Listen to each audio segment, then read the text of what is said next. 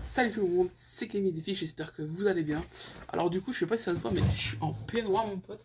Tout le monde me dit qu'en plus le peignoir ça me va bien vraiment. Genre vraiment, genre, parle ça va bien, donc j'ai décidé d'être en peignoir du coup pour les vidéos à partir de maintenant. Quand je vais les faire en journée, ça va être une horreur. Ça va être chaud sa mère. Alors je dois aller là pour parler de quelque chose que tout le monde, enfin que beaucoup de gens connaissent plutôt, c'est-à-dire ceci. Des cartes Yu-Gi-Oh! Mais je vais pas parler des cartes, ce sera un petit peu chiant. C'est plutôt dans les jeux. Dans les jeux Yu-Gi-Oh! T'as des decks qui sont faits par les bots qui sont obligatoires. T'en croises minimum un, forcément. Le premier deck, c'est un deck protecteur du tombeau. Ouais, protecteur du tombeau. C'est un deck, tu en as minimum un. T'en as forcément un. Les decks protecteurs du tombeau, t'as forcément valet morture dans le deck. C'est parce qu'une une obligation si tu joues protecteur du tombeau, mais une valet morture derrière.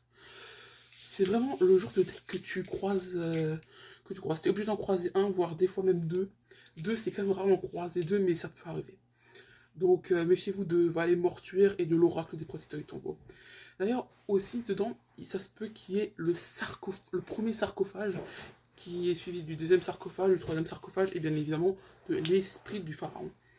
Bien que l'esprit du pharaon est vraiment fort et peut vraiment faire très très mal si on ne sait pas le gérer. Passons au deuxième deck, un deck Spirit. Un deck Spirit, c'est un deck en fait où les monstres, quand tu les invoques, ils reviennent dans la main à la fin de ton tour.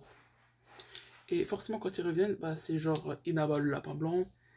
Enfin, il y a plein de cartes comme ça, quoi. Faut juste voir s'ils sont Spirit ou non, mais c'est clair que t'en croises minimum un. T'es obligé d'en croiser un, et aussi tu peux en avoir deux. Ah oui, un deck de retour à la main. Ça, c'est vraiment le deck, la personne qui te force à faire en sorte que tes cartes retournent dans la main. Comme par exemple, Ordici Fripon, quand ton monstre fait un dégât à l'adversaire, ton monstre retourne dans la main. Ou alors, la sentinelle. C'est un monstre sentinelle, je sais plus comment il s'appelle le monstre, mais c'était sentinelle de quelque chose. S'il est retourné, t'as une carte qui retourne à une carte monstre qui retourne dans ta main. Pardon. Comme le grand sphinx. Grand sphinx, je crois qu'il s'appelle comme ça. Le sphinx. Le sphinx, oui, je crois que c'est ça, je crois que c'est le sphinx. Qui fait aussi retourner des cartes à ta main. Voilà. Ensuite, le destructeur de deck. Ah oui, oui, oui, destructeur de deck. Alors, destructeur de deck, en fait, c'est fait en sorte pour qu'en fait, tes cartes arrivent du deck au cimetière, deck, cimetière, deck, cimetière, deck, cimetière. Et pour ça, t'as plusieurs cartes. Hein. Ah non, attendez. Destruction de la main, il y avait aussi Morphojar. Excusez-moi, j'avais oublié. Morphojar qui t'envoie toute ta main au cimetière et puis t'en repioches. Oui, donc comme j'ai dit, destruction du deck, il y a bien évidemment Cyberjar qui compte. Oui, Cyberjar compte comme destruction du deck. Vortex Kong, qui à chaque fois que, pour chaque monstre lumière sur le terrain, tu envoies une carte dessus ton deck dans ton cimetière. Il y avait aussi quoi d'autre Verguillon. Verguillon peut faire très très mal, surtout en double. Là, il fait vraiment très mal et peut vraiment te causer de gros problèmes. Tu envoies les 5 premières cartes de ton deck au cimetière. Et il y en a encore beaucoup d'autres, mais je les ai pas toutes enregistrées dans mon cerveau, quoi. Le deck pile ou face. Ouh là là là là là là là là là là là. Les decks pile ou face, c'est une horreur. Pour moi, c'est l'un des pires decks. Pour moi, c'est vraiment le deck où j'ai le plus de mal à passer au travers. Vraiment. C'est les decks, genre, en fait, tu joues. En fait, tu joues sur la chance, en fait. Avec, par exemple, Magicien du Temps. Euh, la boîte folle. Boîte folle. Boîte folie. Ouais, boîte folle ou boîte de folie. Qu'est-ce qu'il y a encore le guerrier Sasuke numéro 4 et Cruel aussi par exemple qui peut aussi être mis dans un deck de chance bon, enfin deck pile ou face pardon. Le deuxième pile ou face Girai Gumo, il y a plein de cartes comme ça, je vais pas toutes les citer parce que sinon je mettrais une demi-heure et vous n'avez pas envie que je vous mette une demi-heure où je dis tous les noms des cartes pile ou face quoi parce qu'il y en a beaucoup. Il y a aussi les monstres arcanes aussi.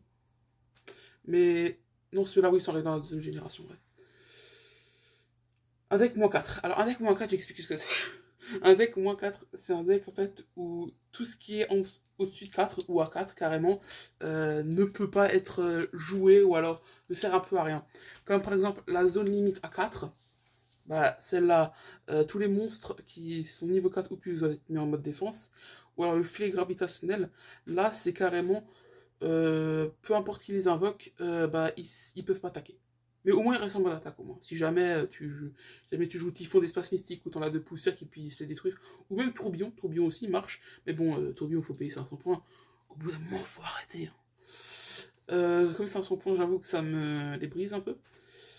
Et que moi, je n'activerai pas Tourbillon. C'est pour ça que moi, dès que je peux le jarter de mes decks pour le remplacer, je le jarte et je remplace. Non, parce que c'est trop. Vraiment, ça va s'arrêter quoi. Il y a beaucoup de cartes comme ça, il n'y a pas que celle-là. Zone restrictive de zone B, je crois, pour le mettre en mode défense. Et il y a aussi la zone A, mais cette fois-ci, c'est tous les monstres de niveau 3 ou moins doivent être mis forcément en mode attaque. Voilà, pour ceux qui se posent la question, parce que moi, je me suis toujours posé la question et je l'ai vu qu'une seule fois. Hein. Ah oui, deck de l'interdit.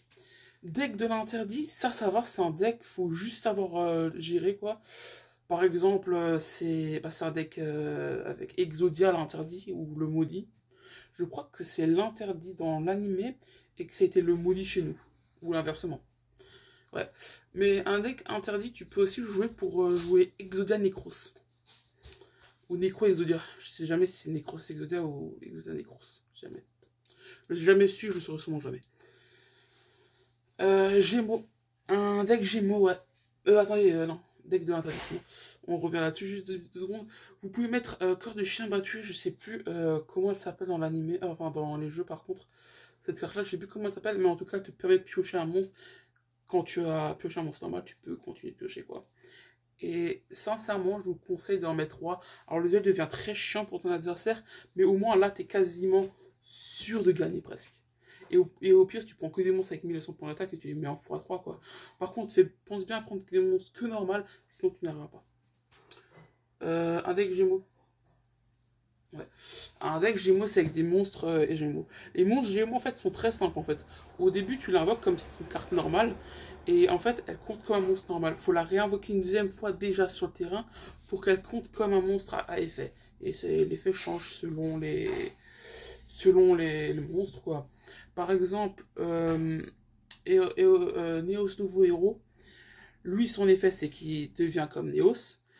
La sauterelle faucheuse, elle, son effet, c'est qu'elle peut attaquer une fois tous les monstres, comme le tyranno noir, mais moins puissant. Sans putride, geôlier des limbes, lui, il peut invoquer des monstres zombies depuis ton cimetière. Voilà. Alors, il y en a encore plein, il y a le papyrus et l'ardente, il y en a encore plein. Mais sincèrement, je ne vais pas tous vous les dire parce que je ne les connais pas tous. Et le papyrus et l'ardente, j'aurais pu vous en parler, mais je ne connais pas l'effet du papyrus et l'ardente. Deck de structure. Ah oui, les decks de structure. Ça, c'est pas vraiment des decks incontournables, mais tu les auras forcément. Tu auras forcément l'opportunité de pouvoir battre tous les decks de structure. Tous. C'est quasi dans presque tous les jeux, Yu-Gi-Oh! En tout cas, où tu puisses battre tous les decks de structure. Ouais, à peu près tous. Parce que je connais un jeu sur une ancienne console où t'as pas de deck de structure. Tu peux pas les combattre, tout le monde a un deck, mais il n'y a pas une meuf qui te permet de faire des duels de deck de location. Ouais, parce que des fois ça s'appelle deck de location, des fois ça s'appelle deck de structure. Je sais pas pourquoi des fois ça change. Hein. Qu'est-ce qu'il y a encore Ah oui, ça c'est un deck. Quand je le vois, j'ai qu'une seule envie. Disparaître. J'ai qu'une seule envie, c'est disparaître, sincèrement. Les decks 6 samouraïs, c'est le genre de deck en fait. C'est pas en fait vraiment un deck 6 samouraïs, c'est un deck 6 samouraïs et un deck chienne. Chienne, S-H-I-E-N. Parce que je voyais déjà les personnes qui voulaient dire des méchants. Enfin, voulaient me traiter de sexiste ou je sais pas quoi. Ou de machiste. Ah bah en plus j'avais écrit, voilà, 6 samouraïs chienne en plus. Ouais, en fait, c'est un. Parce que les deux vont bien ensemble.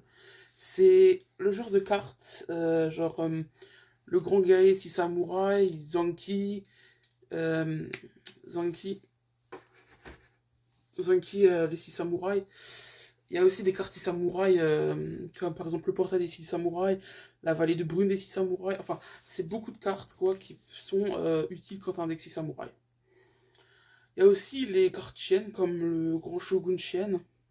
Par exemple, quand tu as deux monstres 6 samouraïs sur le terrain, tu peux l'invoquer spécialement.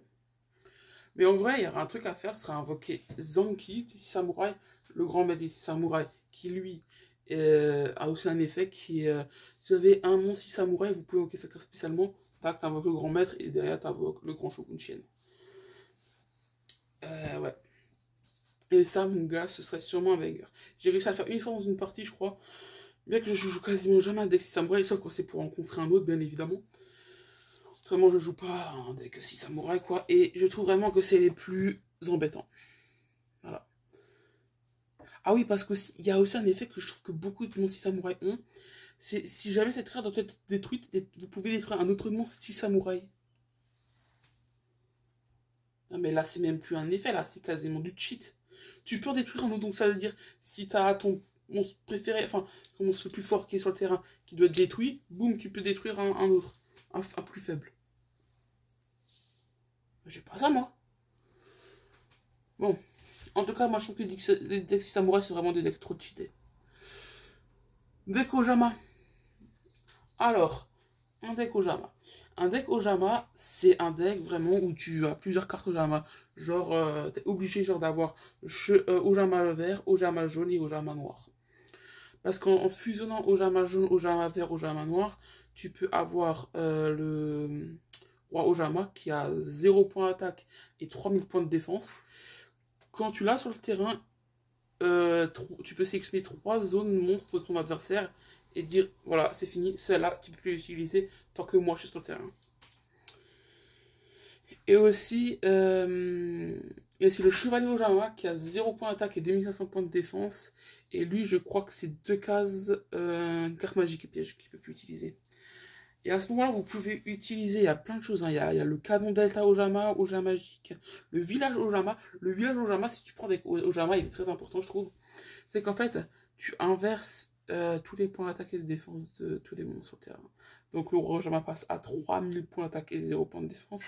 Et le chevalier Ojama passe à 2500 points d'attaque et 0 points de défense, bien évidemment.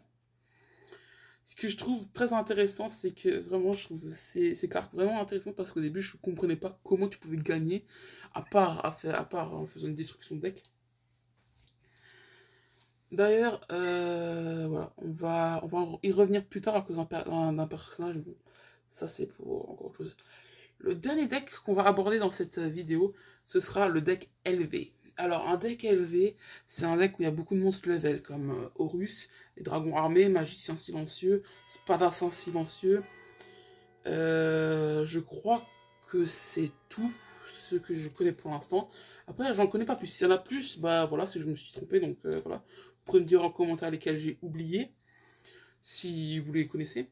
Et en fait, Ojama et LV, tu peux les combiner par exemple quand tu as Shad Princeton. Parce que juste avec un deck Ojama, c'est possible de gagner, mais je te le conseille pas. Parce que voilà, en fait, il faut savoir trouver le bon équilibre entre Ojama, enfin un deck Ojama et un deck level. Parce que Shad dans GX, souvenez-vous qu'il il a un deck de base, un deck, comment dire, un deck LV et un deck Ojama. Mais au début, il n'avait pas de deck Ojama. Au début, il a juste un deck LV. Et son deck, quand Janelle l'a battu, ça l'a foutu en rogne. Et donc, il est allé voir les decks. Donc, il a pris les Ojama. Et du coup, il a réorganisé son deck en faisant à moitié un deck LV et à moitié un deck Ojama. Et ça va, il tourne pas mal. Mais quand même, mais bon, quand t'as une mauvaise main, quoi, tu regrettes d'avoir fait ce deck, quoi. Alors, pas que je le connaisse, mais j'ai déjà vu un amateur qui jouait un peu comme Shad Princeton. Et parce que oui, je l'ai débloqué dans un jeu, quoi. Et sincèrement, Shad Princeton était pas si compliqué à battre. Mais quand il sortait un dragon armé, parce que oui, Shad a des dragons armés, je faisais pas le malin. Ça c'est clair, je faisais vraiment pas le malin. Bah voilà, je pense que c'était tout. Ce que j'avais à vous dire sur les cartes, sur les decks que tu trouves forcément. Bah voilà, vous pouvez laisser un commentaire, dire ce que vous pensez de mon peignoir. Et si vous aimez que je sois en peignoir dans une vidéo. Et aussi, si jamais j'ai loupé un deck que t'es obligé de connaître, bah, vous pouvez me le dire. Hein. Quand je dis des decks obligatoires, c'est des decks que t'es obligé de voir dans l'aventure. Tu peux pas le rater, quoi. Si tu le rates, bah voilà. Soit je l'ai raté et je l'ai pas encore découvert, soit vraiment, c'est vraiment. Soit je les ai vraiment tous eus. Mais bon, dites-moi si vous aimez me voir en peignoir, et puis. Ciao, ciao. Ah oui, laissez un like. Hein. C'est très important. Et abonnez-vous. C'est gratuit, ça mange pas de pain. Ciao, ciao.